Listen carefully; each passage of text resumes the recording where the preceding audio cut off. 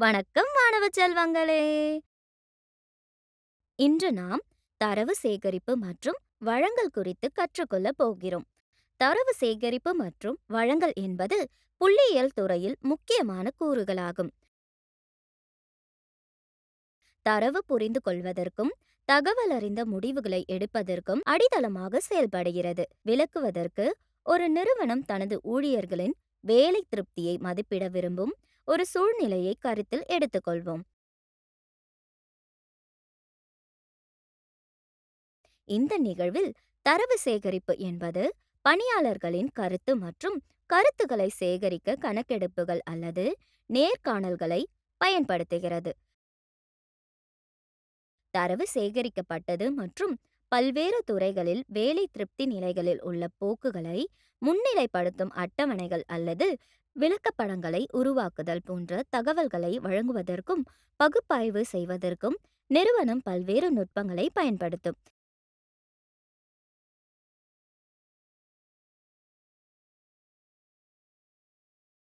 இந்த தரவிலிருந்து பெறப்பட்ட நுண்ணறிவு ஒட்டுமொத்த ஊழியர் மன உறுதியையும் உற்பத்தி திறனையும் மேம்படுத்துவதற்கு நிறுவனத்தை மேம்படுத்துவதற்கு வழிகாட்டும்.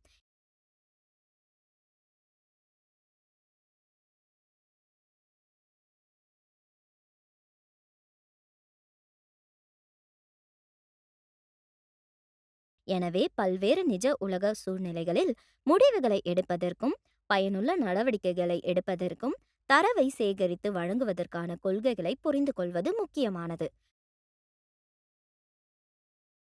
கற்றுக்கொள்வீர்கள். இந்த பாடத்தை முடித்த பிறகு நீங்கள் புரிந்து கொள்ள முடியும். புள்ளி விவரங்கள், தரவு வகைகள், தரவு எவ்வாறு சேகரிக்கப்பட்டு வழங்கப்படுகிறது, குழுவாக்கப்பட்ட மற்றும் தொகுக்கப்படாத அதிர்வெண் விநியோக அட்டவணையை வேறுபடுத்துங்கள், முக்கிய சொற்களஞ்சியம், முக்கிய வார்த்தைகள், புள்ளி விவரங்கள், தரவு, சேகரிப்பு, விளக்கக்காட்சி, அதிர்வெண் விநியோகம், மூலத்தரவு, குழுவாக்கப்பட்ட தரவு, தொகுக்கப்படாத தரவு, வகுப்பு அளவு, கீழ் வகுப்பு வரம்பு, உயர் வகுப்பு வரம்பு. வரம்பு. முதலில் புள்ளி விவரங்கள் என்றால் என்ன என்பதை அறிந்து கொள்வோம். புள்ளி விவரம் என்பது கணிதத்தின் ஒரு பிரிவு மற்றும் தரவுகளை சேகரித்தல், ஒழுங்கமைத்தல், பகுப்பாய்வு செய்தல், விளக்குதல் மற்றும் வழங்குதல் ஆகியவற்றின் ஆய்வு துறையாகும். தகவல் அறிந்த முடிவுகளை எடுப்பதற்கும் தரவுகளில் இருந்து முடிவுகளை எடுப்பதற்கும் மதிப்புமிக்க கருவிகள் மற்றும் நுட்பங்களை இது வழங்குகிறது. மேலே தெரிந்து கொள்வதற்கு முன் தரவுகளின் சேகரிப்பு மற்றும் வழங்கல் பற்றி அறிந்து கொள்வோம். தரவு என்றால் என்ன? தரவு என்பது பொதுவாக ஒரு திட்டவட்டமான நோக்கத்துடன் சேகரிக்கப்பட்ட எண்கள் அல்லது தகவல்களின் துண்டுகளாக இருக்கும் உண்மைகளின் தொகுப்பை குறிக்கிறது. தரவுகளை இரண்டு முக்கிய வகைகளாக பிரிக்கலாம். ஒன்று முதன்மை தரவு, இரண்டாம் நிலை தரவு. முதன்மை தரவு இது ஒரு குறிப்பிட்ட நோக்கத்திற்காக நேரடியாக சேகரித்த ஒரு ஆராய்ச்சியாளர் அல்லது புலனாய்வாளர் போன்ற ஒருவரால் சேகரிக்கப்பட்ட தகவல். எடுத்துக்காட்டு: ஆய்வுகள், நேர்காணல்கள், கருத்து கணிப்புகள் மற்றும் நேர்காணல்கள். இரண்டாம் நிலை தரவு இது நீங்கள் சேகரிக்காத தகவல். வேறொருவர் ஏற்கனவே சேகரித்த தகவல்களை சேமித்து வைத்திருக்கும் ஆதாரங்களில் நீங்கள் கண்டுபிடிக்கும் தரவு இதுவாகும்.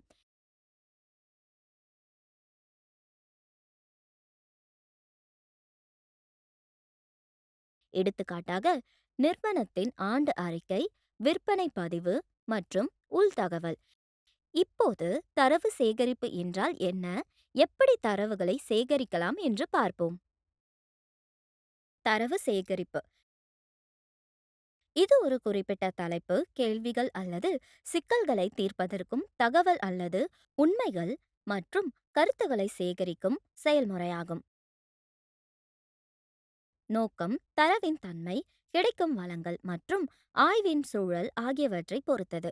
பல்வேறு முறைகள் மூலம் தரவு சேகரிக்கப்படலாம்.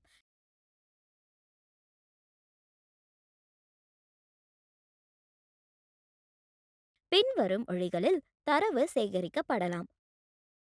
1. ஆய்வுகள் மற்றும் கேள்வித்தாள்கள். 2. அவதானிப்புகள். 3. பரிசோதனைகள். 4. நேர்காணல்கள். மாதிரியாக்கம். தரவு வழங்கல். தரவை சேகரித்த பிறகு அடுத்த கட்டமாக தரவை தெளிவாகவும் ஒழுங்கமைக்கப்பட்டதாகவும் புரிந்து கொள்வதற்கு எளிதாகவும் வழங்க வேண்டும். இந்த செயல்முறை தரவு விளக்க காட்சி என்று அழைக்கப்படுகிறது. தரவை பிரதிநிதித்துவப்படுத்த பல முறைகள் உள்ளன. அட்டவணை தரவு. வரிசைகள் மற்றும் நெடுவரிசைகளுடன் அட்டவணையில் தரவை ஒழுங்கமைக்கவும். மேலே உள்ள அட்டவணை தரவு படிவத்திற்கு ஒரு எடுத்துக்காட்டு. விளக்கப்படங்கள் மற்றும் வரைபடங்கள். தரவு வடிவங்களை காட்சிப்படுத்துவதற்கு வரைகலை பிரதிநிதித்துவங்கள் பயனுள்ளதாக இருக்கும். மேலே உள்ள படம் தரவை வழங்குவதற்கும் நாம் பயன்படுத்தக்கூடிய பல்வேறு வகையான விளக்கப்படங்கள் மற்றும் வரைபடங்களை காட்டுகிறது. இந்த பகுதியில் அட்டவணை தரவு படிவங்களில் மட்டுமே கவனம் செலுத்துவோம். அதிர்வெண் விநியோக அட்டவணை 2 வகைகளாகும். தொகுக்கப்படாத அதிர்வெண் விநியோக அட்டவணை, தொகுக்கப்பட்ட அதிர்வெண் விநியோக அட்டவணை. இப்போது நாம் தொகுக்கப்படாத அதிர்வெண் விநியோக அட்டவணை என்ன என்பதை கற்றுக்கொள்வோம். தொகுக்கப்படாத அதிர்வெண் விநியோக அட்டவணை இது ஒரு எளிய அதிர்வெண் விநியோக அட்டவணை என்று அழைக்கப்படுகிறது. ஒப்பிட்ட அளவில் சிறிய தரவு தொகுப்புடன் தனித்துவமான புள்ளிகளை கையாளும் போது இது பயன்படுத்தப்படுகிறது. மூலத்தரவு என்றும் அழைக்கப்படும் ஒவ்வொரு தனிப்பட்ட தரவு புள்ளியும் அதிர்வெண்ணுடன் தனித்தனியாக பட்டியலிடப்பட்டுள்ளது. ஒரு உதாரணத்தை எடுத்துக்கொண்டு தொகுக்கப்படாத அதிர்வெண் விநியோக அட்டவணை உருவாக்குவதில் நாம் பயன்படுத்தும் சொற்களை பார்ப்போம். கீழே கொடுக்கப்பட்டுள்ளபடி ஆங்கில தேர்வில் 20 மாணவர்கள் பெற்ற மதிப்பெண்களை கவனியுங்கள்.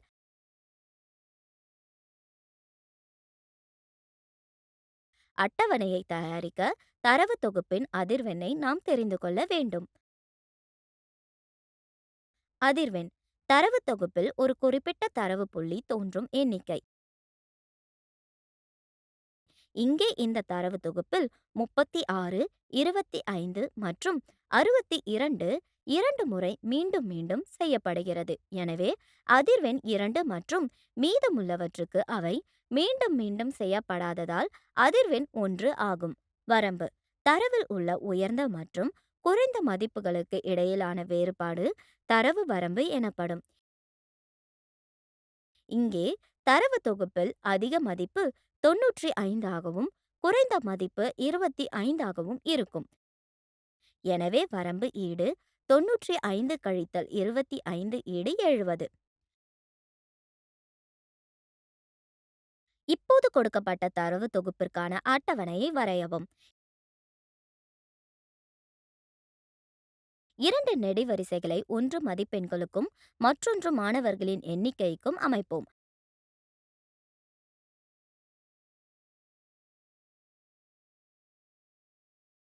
மதிப்பெண்கள் நெடுவரிசையில் அடித்த தனிப்பட்ட மதிப்பெண்கள் மற்றும் அதிர்வெண் நெடுவரிசையில் மதிப்பெண்கள் எத்தனை முறை மீண்டும் மீண்டும் செய்யப்படுகின்றன என்பதை எழுதவும்.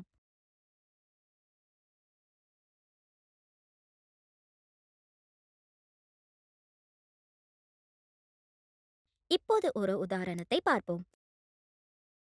3 நாணயங்கள் ஒரே நேரத்தில் 30 முறை தூக்கி எறியப்பட்டன. ஒவ்வொரு முறையும் நிகழும் தலைகளின் எண்ணிக்கை பின்வருமாறு குறிப்பிடப்பட்டுள்ளது.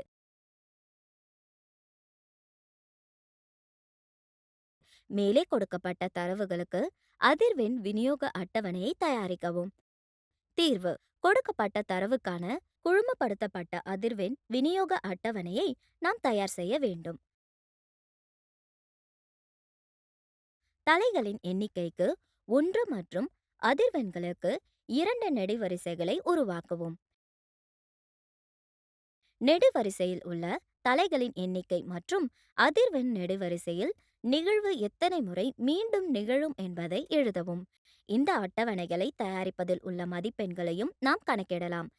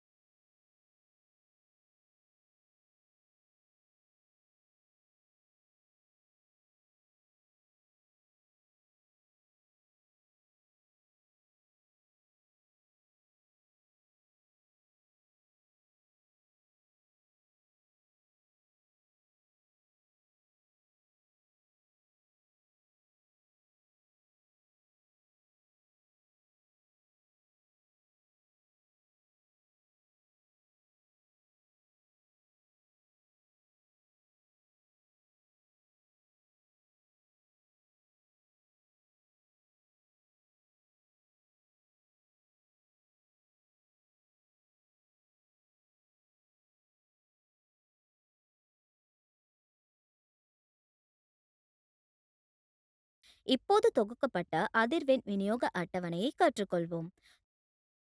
இது ஒரு பெரிய தரவு தொகுப்பை கையாளும் போது பயன்படுத்தப்படுகிறது. மேலும் தரவு தொகுப்புகளை இடைவெளிகள் அல்லது வகுப்புகளாக தொகுக்கலாம். ஒவ்வொரு இடைவெளியும் மதிப்புகளின் வரம்பை குறிக்கிறது மற்றும் ஒவ்வொரு இடைவெளியிலும் எத்தனை தரவு புள்ளிகள் விழுகின்றன என்பதை ஒருவர் கணக்கிடலாம்.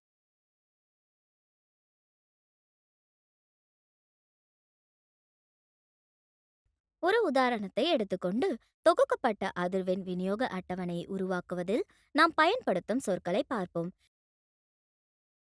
கீழே கொடுக்கப்பட்டுள்ள ஒரு கூடை ஆரஞ்சு பழத்திலிருந்து தற்செயலாக எடுக்கப்பட்ட 50 ஆரஞ்சுகளின் எடையை, அதாவது கிராமில் கவனியுங்கள்.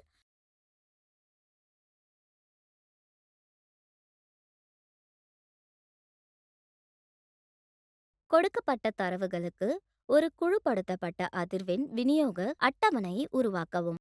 தீர்வு: தொகுக்கப்படாத அதிர்வெண் விநியோக அட்டவணையில் இவ்வளவு பெரிய அளவிலான தரவை வழங்குவது சிக்கலானதாக இருக்கும், ஏனெனில் அட்டவணையின் நீளத்தை அதிகரிக்கும் பல தனித்துவமான மதிப்புகள் உள்ளன.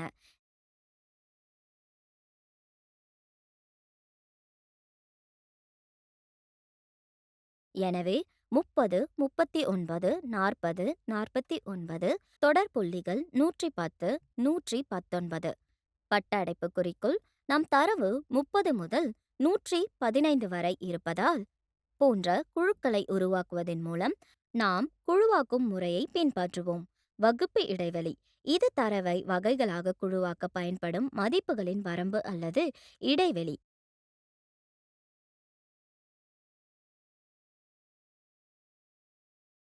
உதாரணமாக 30 முதல் 39 ஒரு வகுப்பு இடைவெளி என்று அழைக்கப்படுகிறது.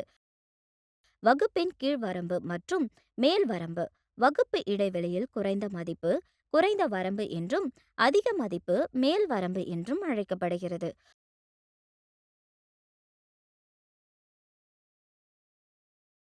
உதாரணமாக 30 முதல் 39 கீழ் வரம்பு ஈடு 30 மற்றும் மேல் வரம்பு ஈடு 39. வகுப்பு அல்லது வகுப்பு அகலத்தின் நீளம்: இது ஒவ்வொரு வகுப்பு இடைவெளியின் அகலத்தையும் குறிக்கிறது. எடுத்துக்காட்டாக 30 முதல் 39 வகுப்பின் அகலம் 10. இப்போது கொடுக்கப்பட்ட தரவு தொகுப்பிற்கான அட்டவணையை வரையவும். நாம் 3 நெடுவரிசைகளை ஆரஞ்சு பழங்களின் எடைக்கு ஒன்றும், ஒற்றை கணக்கிடுவதற்கு ஒரு பெரிய தரவு மற்றும் ஆரஞ்சுகளின் எண்ணிக்கை அதாவது அதிர்வெண் மற்றொன்றை உருவாக்கவும்.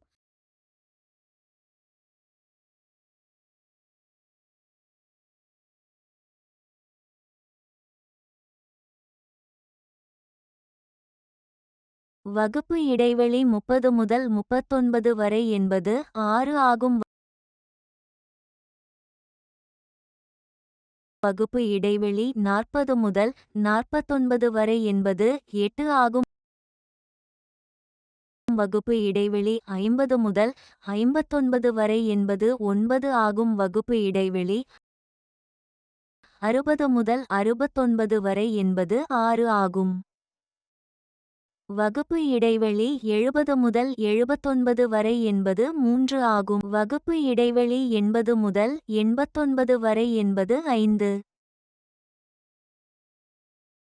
வகுப்பு இடைவெளி 90 முதல் 99 வரை என்பது 7.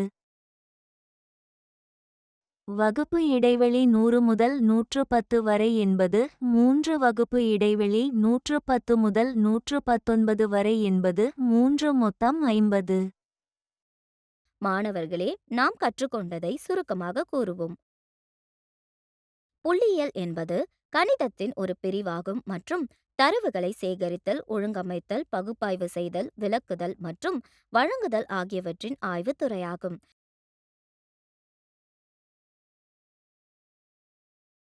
தரவு என்பது பொதுவாக உண்மைகளின் தொகுப்பை குறிக்கிறது. அவை எண் அல்லது தகவல் துண்டுகள் ஒரு திட்டவட்டமான நோக்கத்துடன் சேகரிக்கப்பட்டு 2 வகைகளாக வகைப்படுத்தப்படுகின்றன: முதன்மை தரவு மற்றும் இரண்டாம் நிலை தரவு.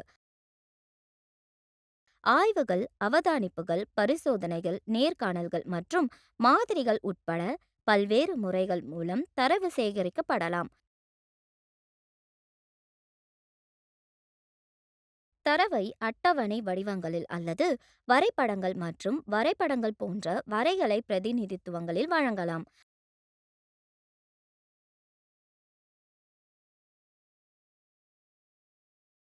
அதிர்வெண் விநியோக அட்டவணைகளில் 2 முக்கிய வகைகள் உள்ளன: தொகுக்கப்படாத அதிர்வெண் விநியோக அட்டவணைகள் மற்றும் குழுப்படுத்தப்பட்ட அதிர்வெண் விநியோக அட்டவணைகள். தொகுக்கப்படாத அதிர்வெண் விநியோக அட்டவணை இது வேறுபட்ட மற்றும் தனித்துவமான தரவு புள்ளிகளுடன், அதாவது மூலத்தரவு, ஒப்பீட்டளவில் சிறிய தரவு தொகுப்புகளுக்கு பயன்படுத்தப்படுகிறது. ஒவ்வொரு தனிப்பட்ட தரவு புள்ளியும் தொகுக்கப்பட்ட அதிர்வெண் விநியோக அட்டவணை இது பெரிய தரவு தொகுப்புகளுக்கு பயன்படுத்தப்படுகிறது, அங்கு தரவு இடைவெளிகள் அல்லது வகுப்புகளாக தொகுக்கப்படுகிறது. இது தரவு புள்ளிகளை குறிப்பிட்ட இடைவெளியில் வகைப்படுத்த அனுமதிக்கிறது.